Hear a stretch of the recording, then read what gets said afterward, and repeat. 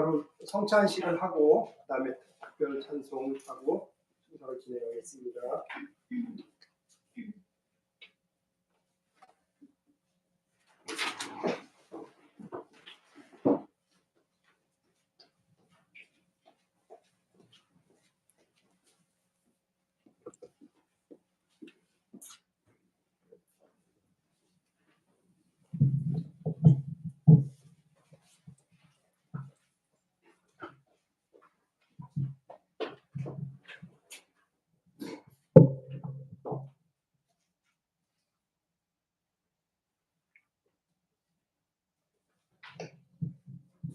성찬식은 기독교에서 하는 두 가지 성례전 중에 하나 형식입니다.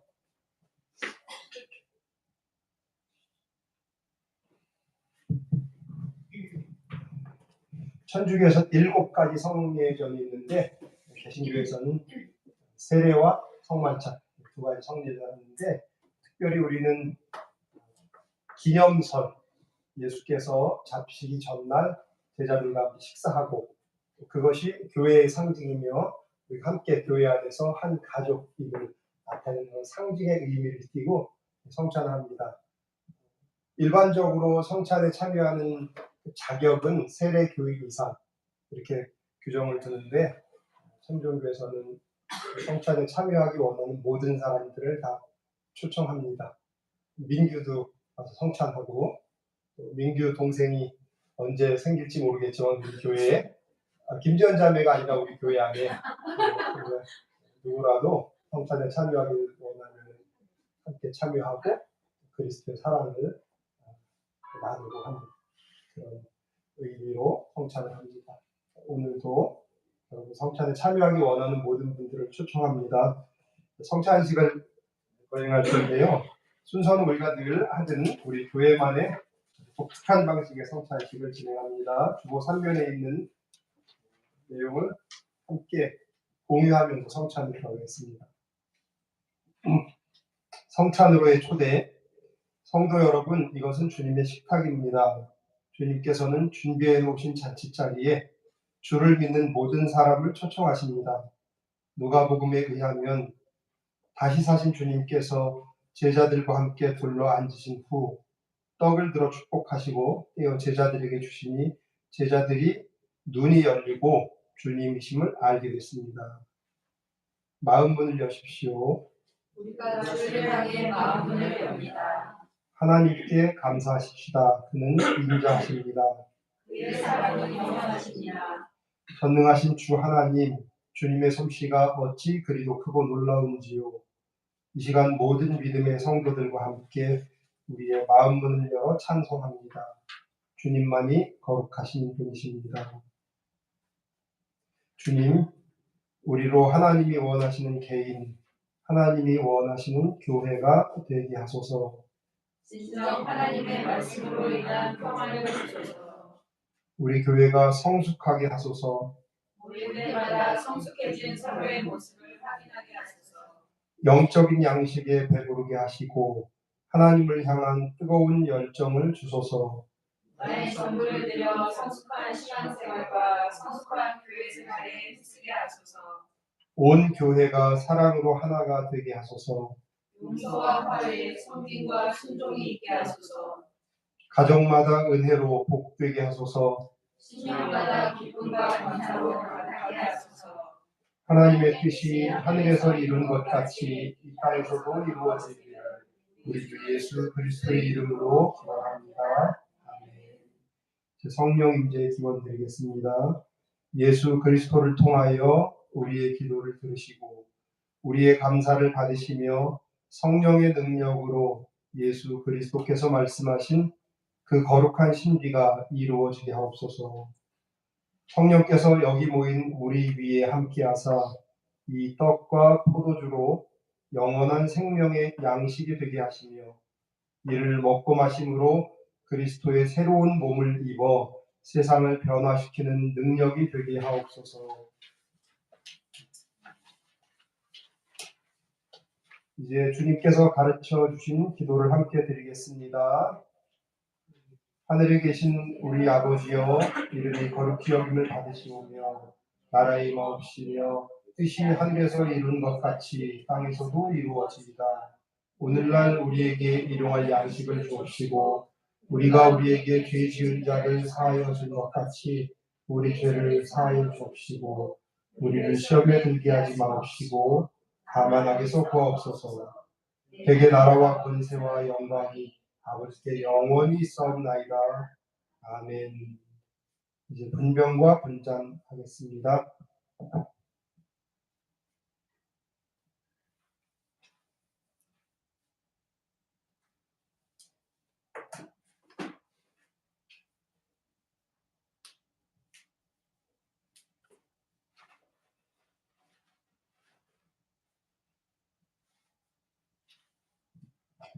방식은 떡을 제가 찢어서 여러분께 드리면 여러분들이 포도주에 찍어서 드시면 됩니다. 그런 방식으로 성찬을 하겠습니다. 이 떡을 나눌 때에 우리는 그리스도의 한 몸에 참여합니다.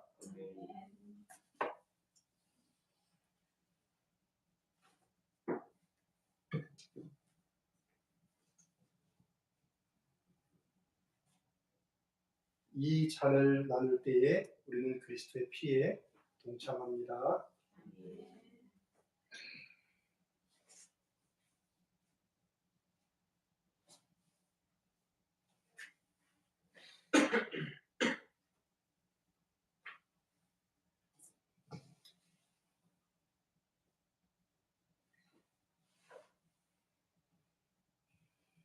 이제 성찬에 참여하기 원하는 분들은 나오셔서 떡을 받아주시기 바랍니다.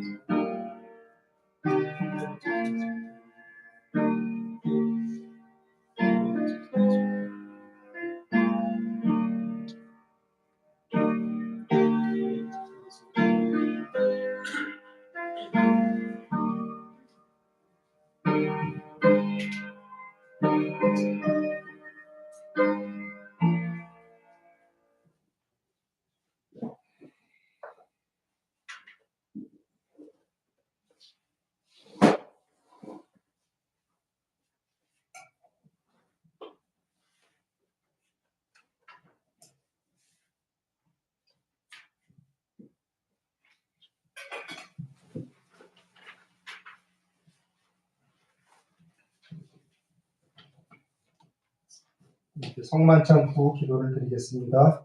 우리를 위하여 온 몸을 내어주신 이 거룩한 신비에 감사드립니다. 우리가 성령의 능력 안에서 전심으로 하나님과 이웃을 사랑하고 그리스도의 빛과 소금이 되도록 희망과 용기 속에 나아가게 하옵소서. 우리 주 예수 그리스도의 이름으로 기도합니다. 아멘. 위탁의 말씀을 드리겠습니다. 이제 여러분은 주의 성찬으로 한 몸의 지체가 되었습니다. 모든 일을 겸손과 온유함으로 하고 오래 참음으로 사랑 가운데서 서로 용납하고 평안에 매는 줄로 성령의 하나 되게 하심을 힘써 지키십시오.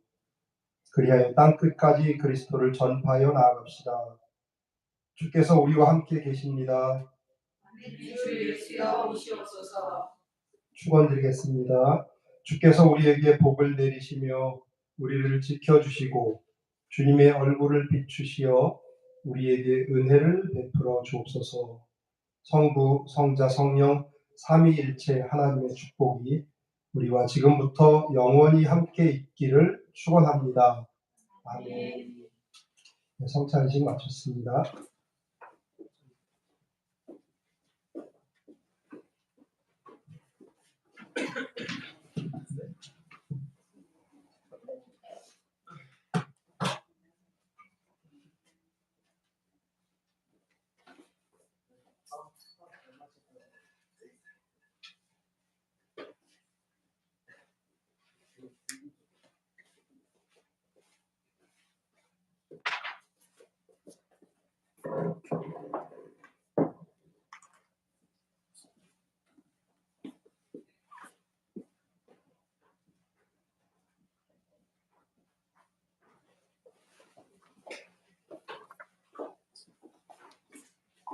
특별 찬송 시간입니다.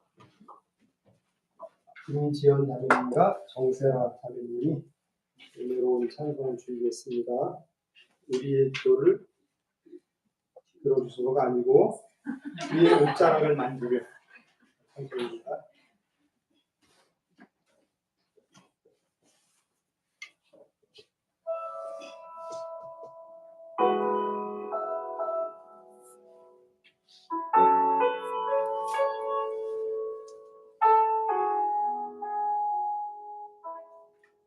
주발 앞에 무릎 꿇고 그 사랑에 남기네. 어떤 말도 그 어떤 소리도 그 발 앞에서 참 참해지네.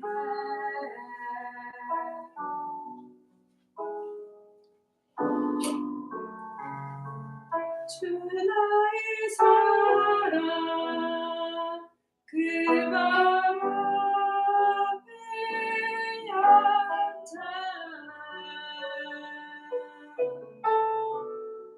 내 모든 기도 내 사랑의 노래가 되네. 주의 옷처럼 멋지며 주의 두 발을 씻기며 주님 그 발에 힘어주며 나의 왕만을 오르리. 주의 옷처럼 만지며 주의 두 발을 씻기며 주님 그 발에 힘어주며 나의 왕관을 노르리.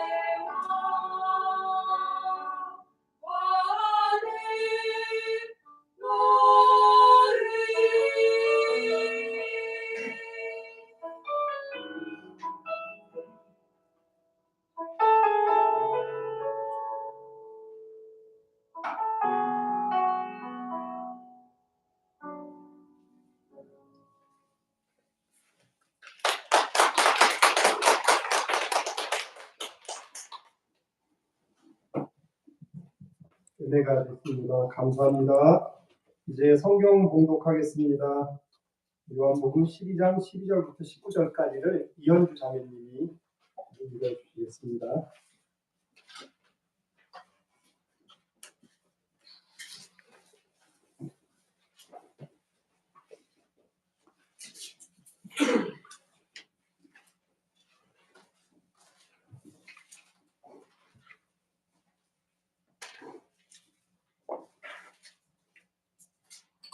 그 이튿날에는 명절에 온 큰 무리가 예수께서 예루살렘으로 오신다는 것을 듣고 종려나무 가지를 가지고 맞으러 나가 외치되 호산나 찬송하리로다 주의 이름으로 오시느니 곧 이스라엘의 왕이시여 하더라.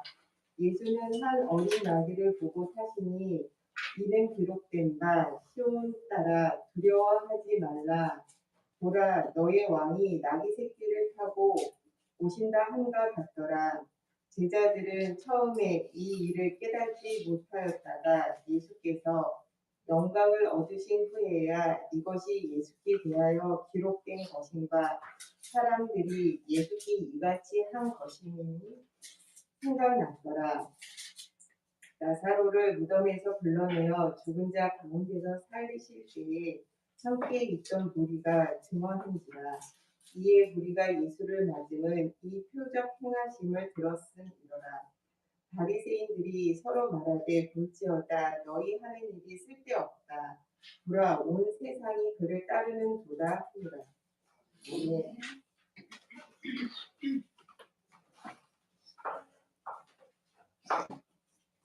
오늘 전할 말씀의 제목은 예수님의 유월절 준비입니다.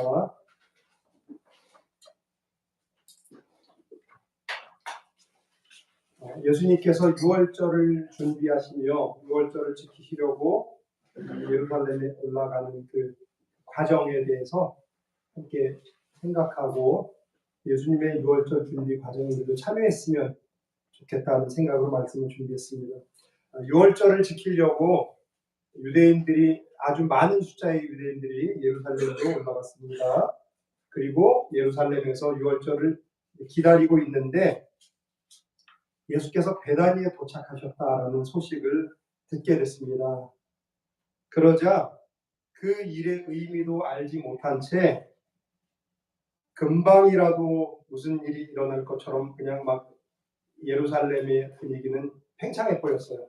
막 들떠가지고 막 굉장히 막 뭐가 이렇게 역동적으로 어떻게 이렇게 탁 건드리면 터질 것 같은 예루살렘의 대기 분위기가 그런 거였어요. 막 부풀어 오르는 그런 상황이었습니다. 그들이 고향을 떠나오기 전부터 예수에 대해서 대체적으로 아마 소식을 들었을 거예요. 예수님이 병자를 고치시고 귀신 들린 사람이 귀신을 쫓아내고 또 물고기와 떡 몇 개로 5,000명이나 넘는 사람들을 먹이고 그러셨다. 여러 가지 그런 소식들이 발 없는 말이 천리 간다고 이미 산지사방으로 다 퍼져나갔을 것입니다. 그렇기 때문에 이 사람들은 예수가 뭘 했대, 예수가 어떤 걸 했대라는 거에 대해서 굉장히 이렇게 민감하게 지금 반응하고 있었던 상황 같아요. 그러다 보니까 이번 6월절에 예루살렘으로 올라오면서 내심 이 사람들이 이제 기대를 하지 않았을까? 저는 그런 생각합니다. 어떤 기대냐면 예루살렘에 6월절에 예루살렘에 가면은 예수를 만나지 않을까? 예, 그런 기대가 아마 이 사람들 마음 안에 있었을지도 모릅니다. 그리고 예수님의 그 사역의 그 방향이 점점 예루살렘 쪽으로 이렇게 가까워지는 거 우리가 알고 있지 않습니까? 그 전에 그런 걸 검토한 적이 있는데 갈릴리에서부터 점점 예루살렘 쪽으로 가까워지고 오늘 비로소 베다니까지 도착한 거죠. 그 소식을 들은 예루살렘에 있는 사람들은 막 그냥 들떠 있었던 것입니다.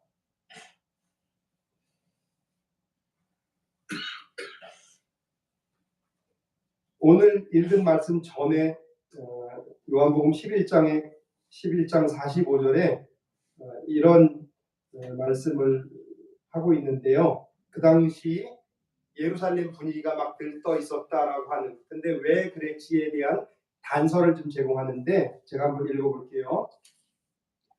나사로의 죽음을 조문하러 마리아에게 왔던 유대인들은 예수께서 죽은 나사로를 살려나게 하신 일을 받고 예수를 믿었다.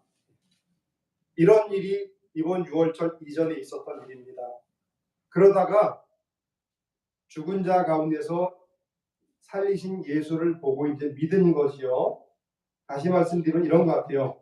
기적을 받고 기적을 또 보고 싶은 마음이 이 사람들을 들뜨게 한 것이 아닌가. 저는 그렇게 생각합니다. 어떤 이렇게 이해할 수 없는 일들을 보면 와, 그런데 그 다음에는 조금 더 큰 뭔가를 또 기대하게 되는 게 인간의 인지상정 아닙니까? 그런 것 같은 느낌이었다고 저는 생각을 했습니다. 그리고 그 예수가 지금 베다니에 머물고 있다. 베다니는 나사로가 살았던 동네지 않습니까? 지금 살고 있는 동네. 그리고 예수가 죽었다가 살아난 그 나사로네 집에 지금 머물고 계신데 라는 그런 내용은 그 이야기가 지금 막 점점 맞아지는 거예요. 그리고 사람들로 하여금 그렇지 죽었다 살아난 나사로 하면서 마치 예수로가 살아나는 그 현장에 자기가 목격자로 있었던 것처럼 지금 실시간으로 마치 내가 본 것처럼 그런 그 마음을 자꾸 이제 불러일으키는 거죠.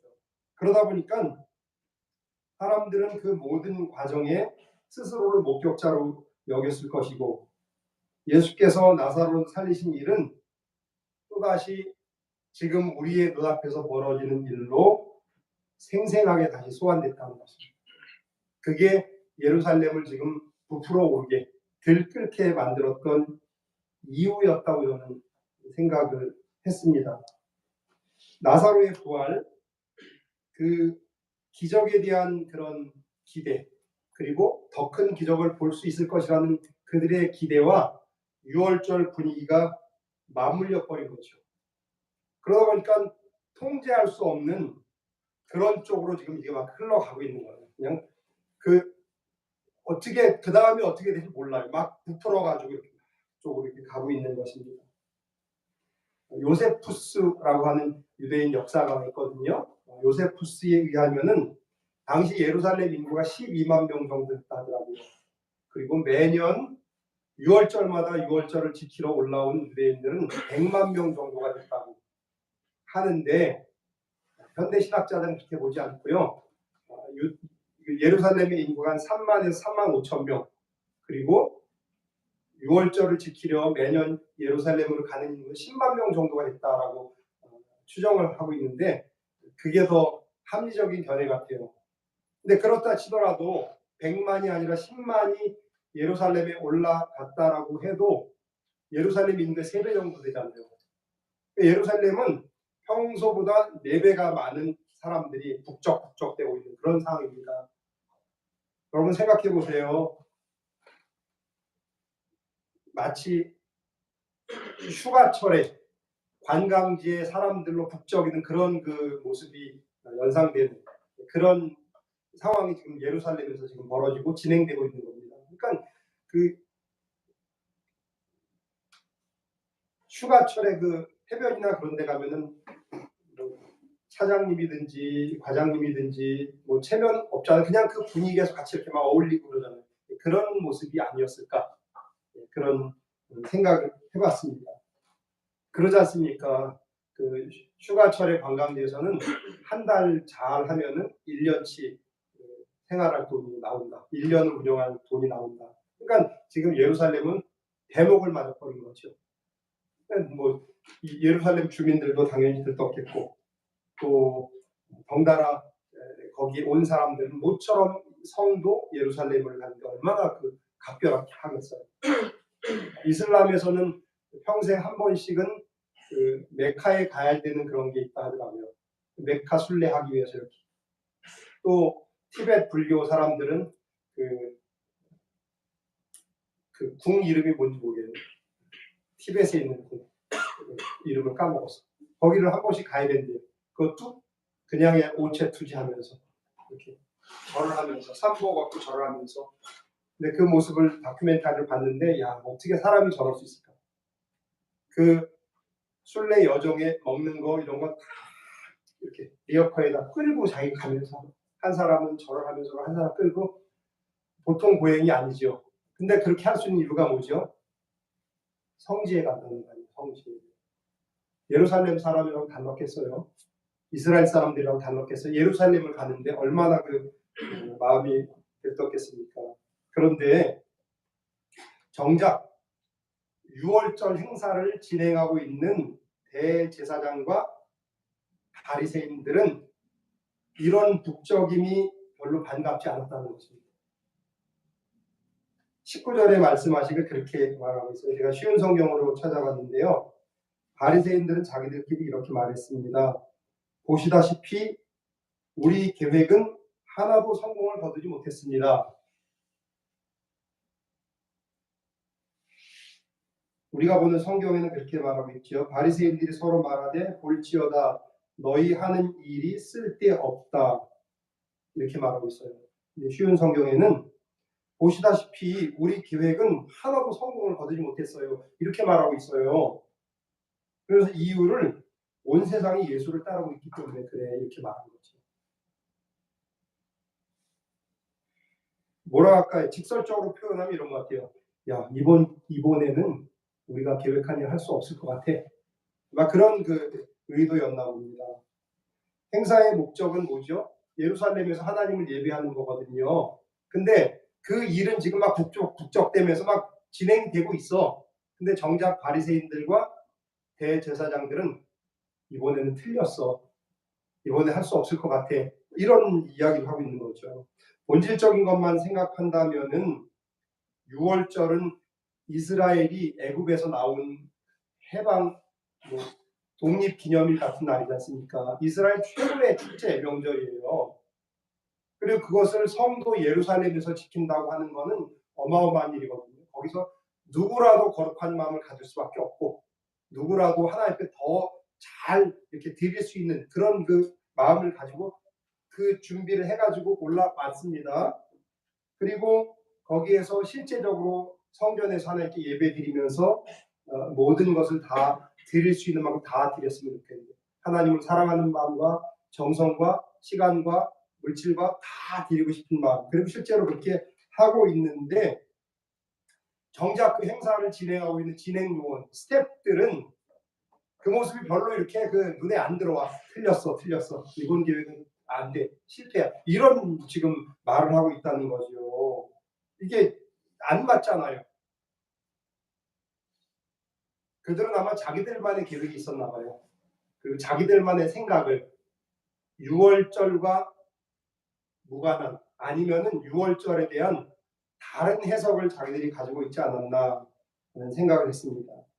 제사에는 관심 없고 제밥에 관심이 있다는 것처럼 더 직설적으로 말하면은 이 사람들은 하나님께 예배하는 현장에서 하나님을 섬기지 않고 다른 신을 섬기고 있는 거죠. 그게 아주 본질적인 측면에서 예루살렘 상황을 평가할 때 그렇게밖에 볼 수 없다는 것입니다.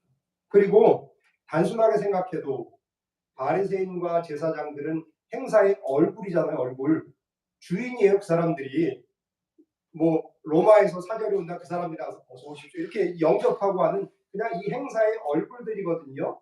근데 그 6월절 기간에 모든 행사는 그 사람들의 말과 손짓에 의해서 다 이렇게 움직여 계획대로 축축축 진행되고 있는데, 그리고 그렇게 진행되고 있는데 정작 이 사람들은 이번 6월절을 맞으면서 마치 주변인처럼 행사가 뭐 저래, 행사가 틀렸어 막 이러면서 이야기를 하고 있는 거죠. 실제는 지금 막 행사는 잘 진행되고 있는데 자기가 그걸 주관하고 진행하고 있으면서 스스로 자기가 주변인이 된 것처럼 했고, 틀렸어, 우리가 진행하는 일이 하나도 성공하지 못했어, 이렇게 지금 이야기하고 있다는 것입니다.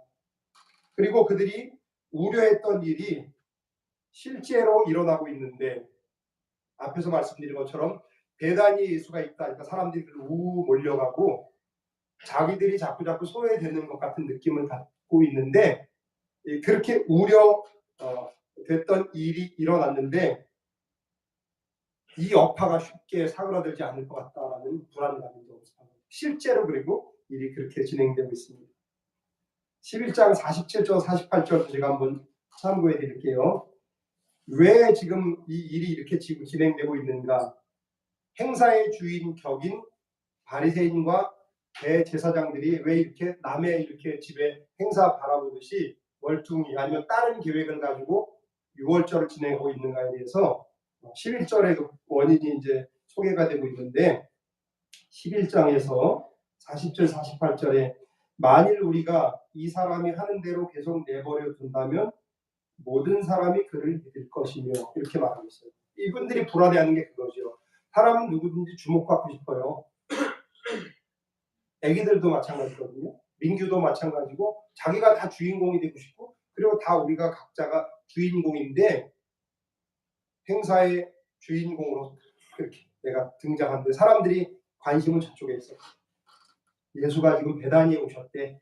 예수 그 사람이 그 사람 맞지? 이러면서 막 온통 예수로 이렇게 생각이 가득 차 있는 거죠. 그거에 대해서 대제사장들, 바리새인, 고위 종교 관리들은 아닌데 우려했는데 실제로 그런 일이 벌어지고 있는 거죠. 그러다 보니까 다음이 어떤 이야기를 하냐면은 로마 사람들이 와서 우리 땅과 민족을 모두 뺏어 버릴 것입니다. 이렇게 이제 이야기하는 거죠. 사람들이 예수를 자꾸 보다 보니까 그러면 로마가 쳐들어와서, 지금 로마의 식민 치하죠.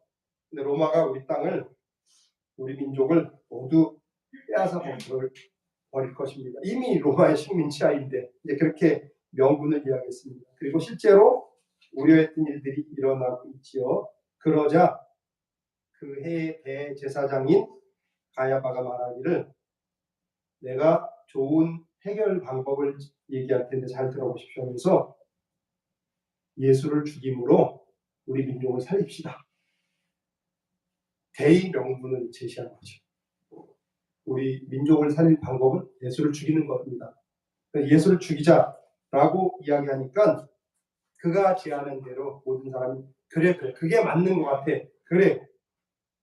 그리고 그날 이후로부터 예수를 죽이려는 계획을 구체적으로 실행하기 시작했다.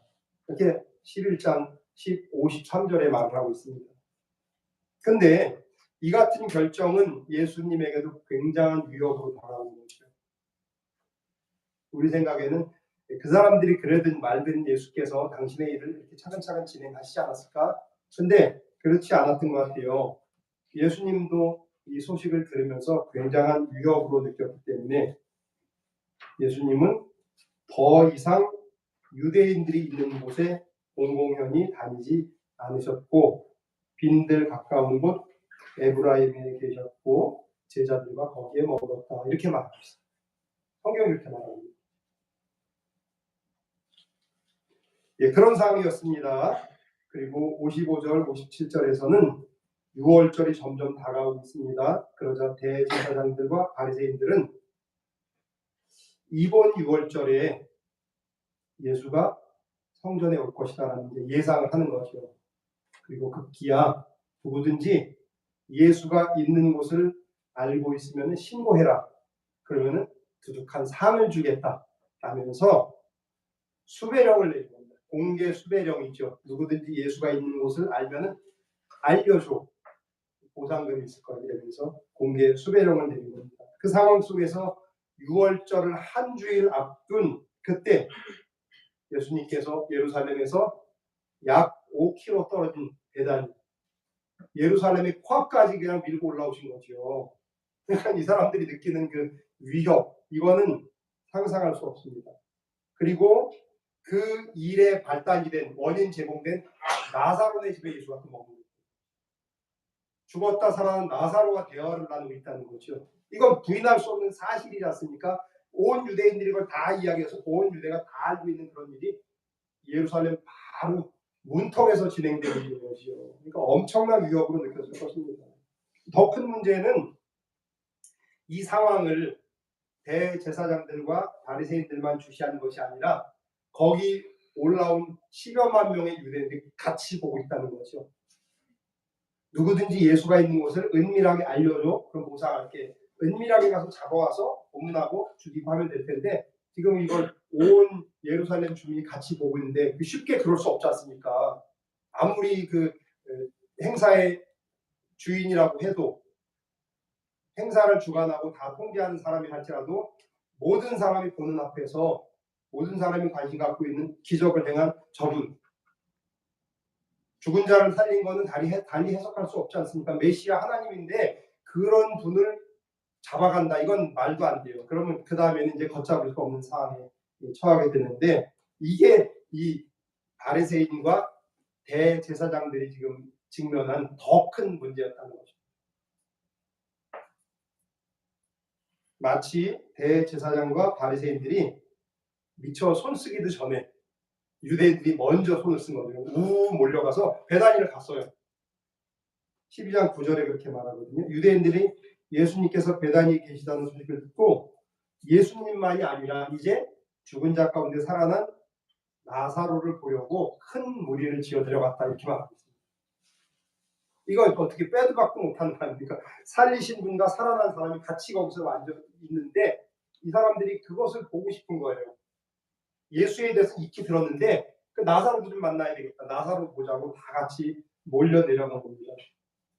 그러자 대제사장들, 바리새인들이 다음에 어떤 그 방법으로 대응할까 이제 다음 카드를 제시하는데 화근을 제거해 버려야 되겠다 하면서 이제는 예수와 함께 나사로까지 죽이자. 10절에 이제 그렇게 말합니다. 지금 조 밑에서 나사로하고 예수가 있는데 이 정도쯤 되면은 둘 다 죽이자. 그래서 그런 일은 없었어라고 그냥 이렇게 뭉개버리자라는 이제 결의를 한 것입니다.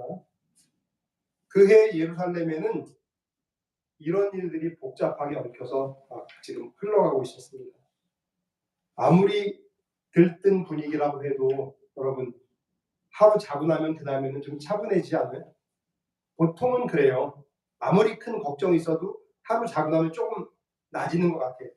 아무리 즐거운 일이 있어도 매일 아침에 그 즐거움을 그대로 느끼지 못하잖아요. 그게 일상입니다. 그런데 둘째 날이 됐는데 예루살렘에 올라온 사람들은 예수가 예루살렘에 오신다, 베다니 오신다는 소식을 듣고 어제보다 더 예뻐졌어요. 더 막 들떠서 종려나무 가지를 꺾어서 막 흔들고 옷을 벗어서 피고 하면서 난리가 났습니다. 어제는 그래도 이렇게 가서 이렇게 좀 봤으면 좋겠습니다. 근데 오늘은 예루살렘 시내가 그냥 막 들썩일 정도로 아주 소동이 일어난 거죠. 호산나 주의 이름 오시는 이여 다윗의 자손이 하면서 막 그 연호하면서 막 더 오히려 어제보다 더 들뜬 그런 그 분위기를 지금 보이고 있습니다. 그런 상황에서 예수를 체포하든지 나사로까지 함께 죽인다든지 만약에 그런 위해를 가하고 뭔가 대제사장들이 손을 쓴다면은 어쩌면 공권력도 통제할 수 없는 그런 상황으로 빠져들 수 있는 일촉즉발의 상황이 되고 말았던 것입니다. 그러다 보니까 유대인들이 그렇게 탄식한 거 아닙니까? 우리 계획은 성공하지 못했어. 이렇게. 그런 유대인의 그 탄식이 의도가 그거였구나라는 것을 우리는 이제 알 수가 있는 것이요. 이제 말씀을 정리할게요. 예수는 요한에게 세례를 받으신 후에 공생애를 시작하셨습니다. 그리고 굉장히 치열하게 살아온 삶을 그 생애를 이제 마감할 때를 맞게 된 겁니다. 그런데 우리가 본 것처럼 예루살렘에 모인 사람들은 예수님의 삶의 의미와 목적에는 관심이 없었어요.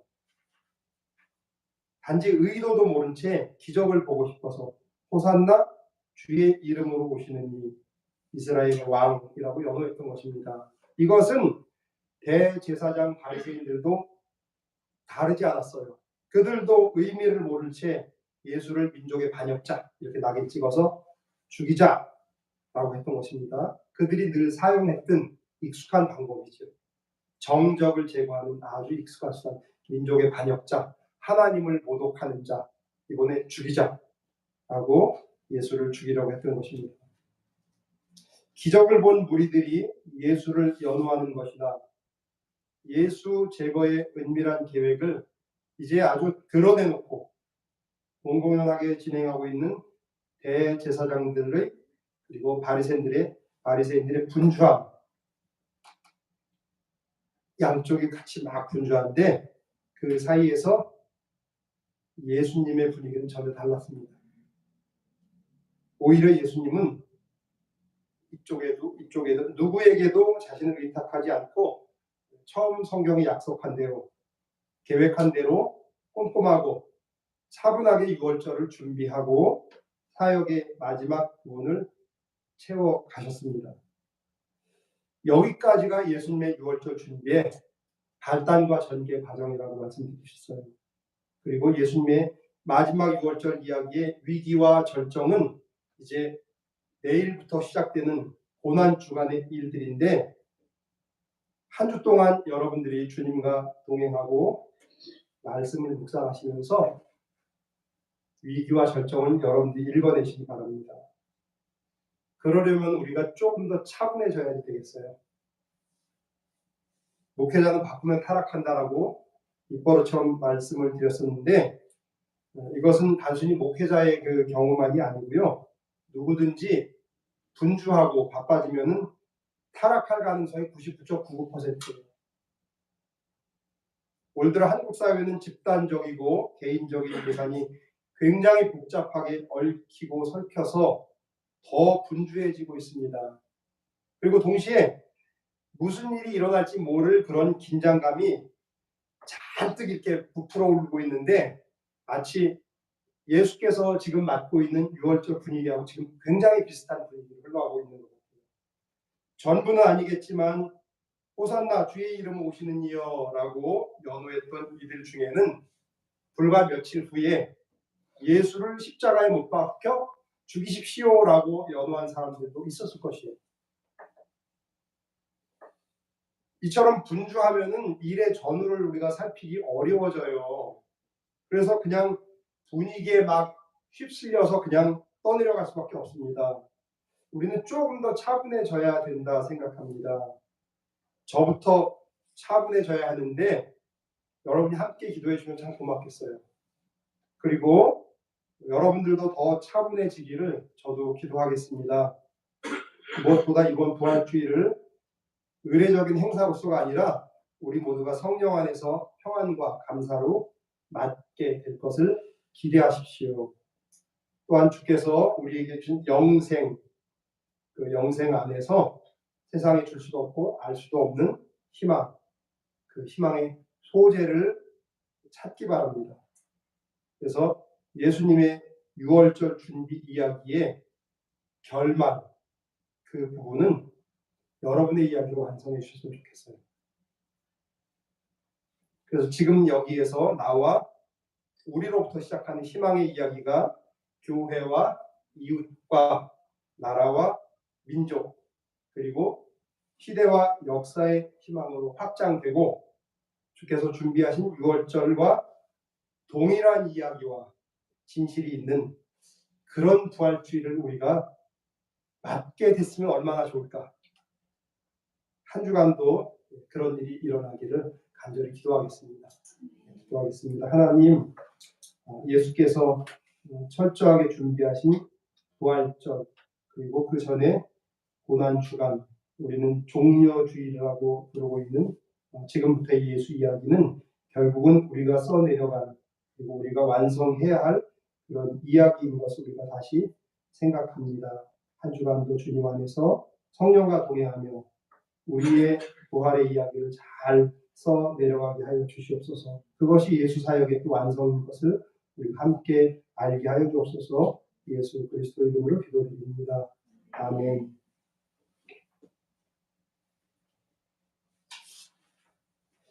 이제 봉헌 찬송을 드리겠는데요. 이지우 형제께서 그때 그 무리들이라는 찬송을 연주해 주실 것입니다.